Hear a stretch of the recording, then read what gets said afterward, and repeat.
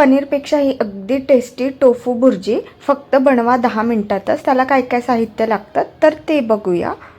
तर येथे 2 कांदे एकदम बारीक कट करून घेतलेत, अद्रक लसणची पेस्ट घेतली आहे, 2 टोमॅटो घेतलेत आणि टोफू क्रश करून घेतलाय, इतकं साहित्य लागतं।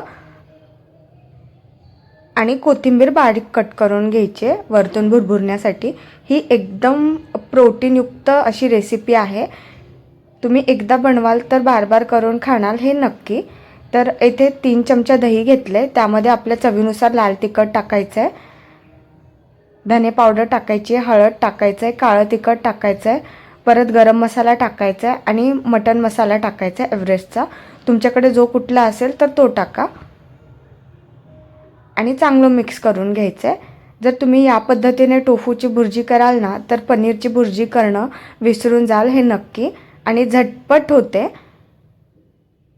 आणि खायला तर एकच नंबर लागते आणि पौष्टिकही असते। तर आता सर्व मसाले मिक्स करून माझी पेस्ट बनवून तयार झालेली आहे। आता फोडणीसाठी एक कढईमध्ये 2 चमचा तेल टाकायचं आणि तेल चांगलं गरम झालं की लागलीच आपल्याला त्यामध्ये जिरे मोहरीचा तडका द्यायचा आहे। जिरे मोहरीचा तडका दिल्याने एकदम चविष्ट अशी भुर्जी होते, तुम्ही करून बघा। तर चांगलं जिरे मोहरी तडतडले की त्यामध्ये आपल्याला कांदा परतायचा आहे आणि कांदा चांगला परतत आला की त्यामध्ये अद्रक लसणची पेस्ट आणि जो आपण कट करून ठेवलेला टोमॅटो आहे तोही टाकायचा आणि चांगला परतून घ्यायचा आहे। आणि परतते वेळेस थोडंसं आपल्या चवीनुसार मीठ टाकायचं आणि चांगलं परतून घ्यायचं आहे। त्यानंतर 5 ते 10 मिनिट आपल्याला ताट झाकून ठेवायचं आहे कमी गॅसवरती, कारण टोमॅटो चांगला परतला जातो म्हणजे चांगला शिजला जातो। तुम्ही या पद्धतीने भुर्जी एकदा करून बघा, नक्की आवडेल तुम्हाला।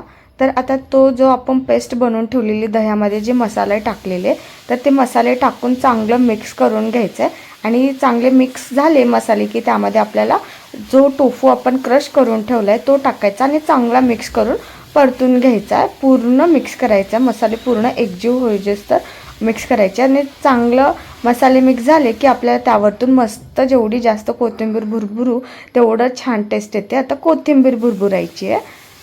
तर तुम्ही या प्रकारे एकदम हेल्दी असा नाश्ता होतो। जर तुम्ही प्रोटीनयुक्त नाश्त्याच्या शोधात असाल तर ही रेसिपी तुमच्यासाठीच आहे, तुम्ही नक्की करून बघा। चपाती बरोबर किंवा ब्राऊन ब्रेड बरोबरही सर्व करू शकता। व्हिडिओ आवडला असेल तर लाईक आणि जेवढं होईल तेवढं शेअर करा। भेटूया